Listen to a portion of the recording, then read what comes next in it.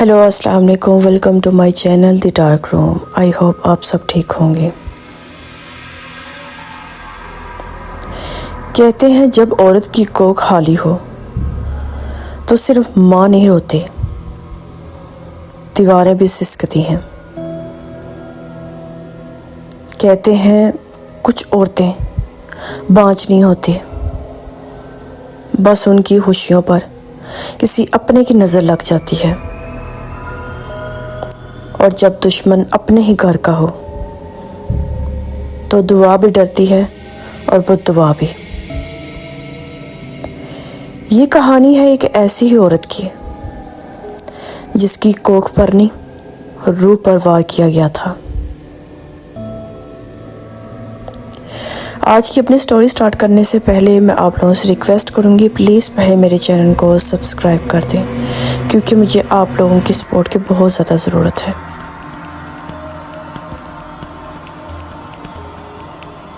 मेरा नाम हीना है और ये मेरी ज़िंदगी की वो कहानी है जिसने मुझे ज़िंदा रहते हुए भी कई बार मार डाला। शादी के पहले साल मैं बहुत खुश थी। शौहर मोहब्बत करने वाला, घर सादा और दिल में एक ही ख्वाब, माँ बनने का। पहली खुशी जब मिली तो मैंने अल्लाह का शुक्र अदा किया। मेरी सास ने मिठाई बांटी, लेकिन मेरी जेठानी बस मुस्कुराई। वो मुस्कुराहट आज भी मुझे डराती है। तीसरे महीने एक रात मैंने ख्वाब देखा कि एक औरत काले कपड़ों में मेरे पेट पर हाथ रखे कुछ कह रही है, ये बच्चा तुम्हारा नहीं होगा। मैं चीख कर उठ गई और इसी रात शदीद दर्द शुरू हुआ। सुबह तक मेरा बच्चा मेरी कोख से निकल चुका था। डॉक्टरों ने कहा कोई वज़न वगैरह कुछ उठाया होगा जिसकी वजह से ये हो गया, लेकिन मेरा दिल मानने को तैयार ही नहीं था। इसके बाद मेरी जेठानी अक्सर मेरे कमरे में आती, मेरी चीज़ों को हाथ लगाती, मेरे बालों को देखती और कहती औलाद किस्मत वालों को मिलती है। कभी मेरे तकिए के नीचे से काले धागे निकलते, कभी कपड़ों में से सुइयां। मैंने शौहर को बताया। इन्होंने कहा वहम है तुम्हारा। दूसरी बार जब उम्मीद बंधी मेरी तो मैंने किसी को नहीं बताया, सिर्फ अल्लाह पर छोड़ दिया। लेकिन एक दिन मेरी जेठानी ने मेरा हाथ पकड़कर कहा छुपाने से कुछ नहीं बदलता। इस रात मेरे कमरे में जले हुए बालों की बू फैली। आईने पर लाल उंगलियों के निशान थे और 5वें महीने मेरा दूसरा बच्चा भी चला गया। अब हालात अजीब होने लगे। मेरे पैरों में जंजीर की आवाज़, बाथरूम में साए और रात को कोई मेरे पेट पर वज़न रख देता। एक दिन मैंने जेठानी के कमरे में छुपा कर रखा हुआ काला कपड़ा देखा, जिसमें मिट्टी, नाखून, खून लगा धागा और मेरी तस्वीर। मेरी तो जैसे सांस रुक गई। मैं एक आमिल बाबा के पास गई। इसने मेरी पेशानी पर हाथ रखकर कहा तुम पर काला जादू किया गया है और करने वाला तुम्हारे घर में है। मैंने बताया कि मेरी कोख पर बंदिश की गई है और हर हमल ख़त्म किया जा रहा है। इस रात मैंने जेठानी को देखा। वो आंगन में ज़मीन खोद रही थी। चांद ग्रहण था और वो कुछ बड़बड़ा रही थी। اچانک اس نے میری طرف دیکھا، آنکھیں سرخ، اور کہا، وہ میں کچھ یہاں پر کام کر رہی تھی۔ اسی لمحے میرے پیٹ میں ناقابل برداشت درد اٹھا اور زمین کے نیچے سے کسی بچے کی رونے کی آواز آئی۔ یہ صرف آغاز نہیں تھا، کیونکہ جو کوک چھین سکتا ہے وہ روح بھی مانگتا ہے۔ جب کسی عورت کی کوکھ کو بار بار اجاڑ دیا جائے تو وہ عورت روتی نہیں، وہ بدل جاتی ہے، اور جب صبر ٹوٹ جائے تو مظلوم کی آہ قاتل بن جاتی ہے۔ یہ کہانی وہیں سے میں اپنی سٹارٹ کر رہی ہوں، جہاں انسان اللہ کے سوا ہر سہارے سے ٹوٹ جاتا ہے۔ اس رات کے بعد میں 3 دن تک بے ہوش رہی۔ ہوش آیا تو خود کو ہاسپٹل میں پایا۔ ڈاکٹر خاموش تھے۔ شوہر کی آنکھیں سرخ اور ساس کونے میں تسبیح پکڑے کانپ رہی تھی۔ ڈاکٹر نے صرف اتنا کہا، اب ماں بننا آپ کے لیے خطرناک ہو سکتا ہے۔ یہ جملہ میرے دل میں خنجر کی طرح لگا۔ جب میں گھر واپس آئی تو گھر بدلا ہوا تھا۔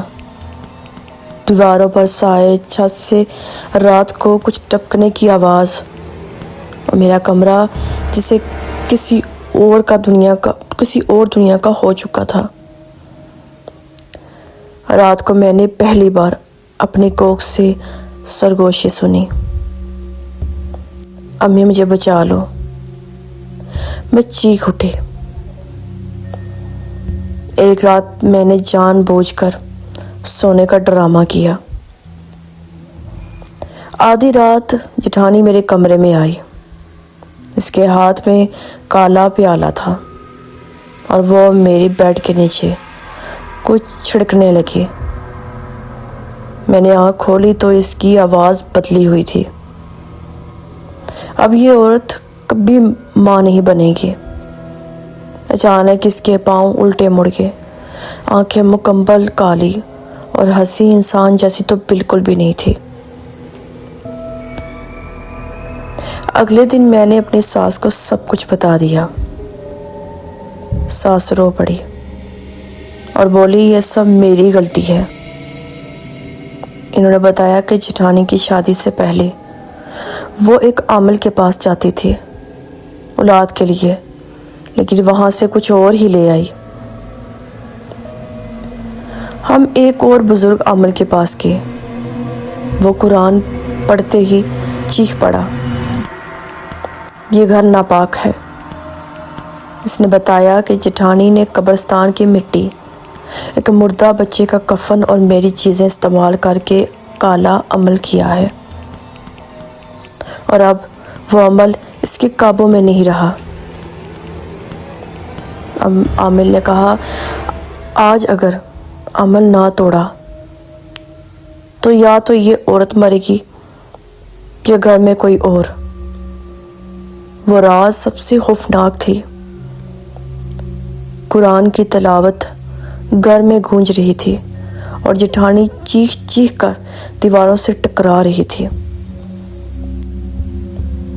وہ بچہ میرا ہے۔ اچانک زمین ہلی اور آنگن میں وہی گڑھا کھل گیا جہاں وہ کچھ دفن کر رہی تھی۔ جٹھانی خود ہی اس گڑھے میں گری، اس کے منہ سے کالے کیڑے نکلنے لگے اور چیخی، مجھے چھوڑ دو۔ عامل نے کہا، یہ اب تمہاری نہیں، تمہاری بددعا کا انجام ہے۔ ایک زوردار چیخ اور خاموشی۔ جٹھانی پاگل ہو چکی تھی۔ اسے پاگل خانے بھیج دیا گیا، جہاں وہ آج بھی بچوں سے باتیں کرتی ہے جو نظر ہی نہیں آتے۔ میرے گھر سے سائے ختم ہو گئے، بو ختم ہو گئی، لیکن میری کوکھ ہمیشہ کے لیے خاموش ہو چکی تھی۔ ایک رات میں نے خواب دیکھا، وہی بچے سفید کپڑوں میں مجھے مسکرا کر دیکھ رہے ہیں۔ امی ہم جنت میں ہیں۔ میری آنکھوں سے آنسو بہے لیکن دل کو سکون ملا۔ جٹھانی کے جانے کے بعد گھر واقعی پرسکون ہو گیا تھا۔ کوئی سایہ نہیں، کوئی آواز نہیں، کوئی خوف نہیں، مگر میرے اندر ایک قبر تھی جس میں میری ساری امیدیں دفن تھی۔ صبح جب آنکھ کھلتی تو سب سے پہلے لاشعوری طور پر اپنے پیٹ پر ہاتھ رکھتی، پھر یاد آتا کہ اب وہ خواب میرا نہیں رہا۔ رشتہ دار آتے، دیکھ کر خاموش ہو جاتے، پھر آہستہ سے کہتے اللہ بہتر کرے گا۔ کچھ اور بھی تھے جو زہر اگلتے تھے، بولتے اب تو عمر بھی نکل گئی ہے۔ ہر جملہ میرے دل پر نیا زخم لگا دیتا۔ میں مسکرا دیتی کیونکہ عورت کو خاموش رہنا سکھایا جاتا ہے۔ میرے شوہر میرے سامنے مضبوط بنتے، مگر میں نے کئی راتیں انہیں چھپ کر روتے دیکھا۔ ایک رات انہوں نے کہا اگر تم چاہو تو ہم دوسرا راستہ اختیار کر سکتے ہیں۔ میں سمجھ گئی تھی وہ کیا کہنا چاہتے تھے۔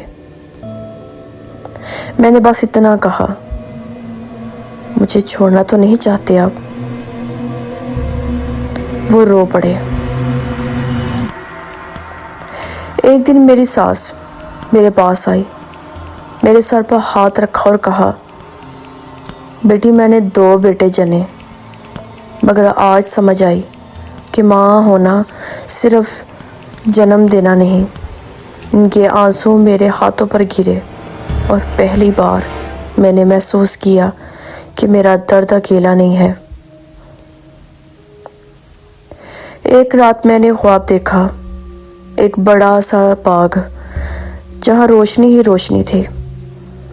وہی بچے جو پہلے بھی آئے تھے میرے خواب میں میری طرف دوڑے۔ انہوں نے مجھے گلے لگایا اور کہا امی ہم نے آپ کو معاف کر دیا۔ میں نے روتے ہوئے کہا مجھے معاف کر دو، میں تمہیں بچا نہیں سکی۔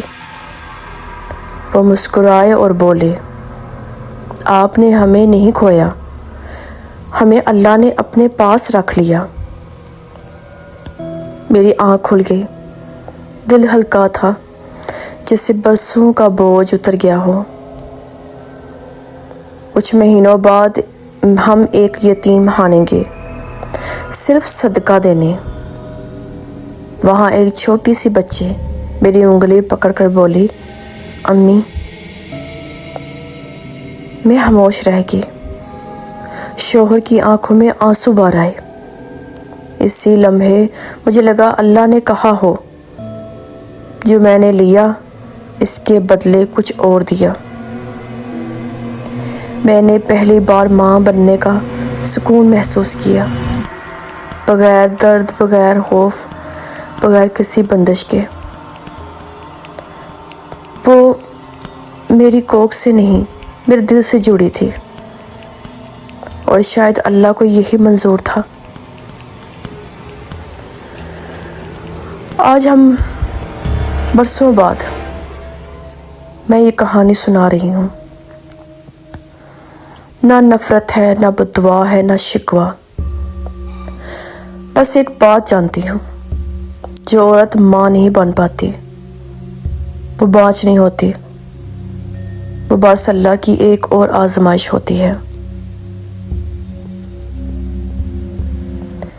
میری کوکھ خالی ہے مگر میرا دل بھرا ہوا ہے، اور یہی میری جیت ہے۔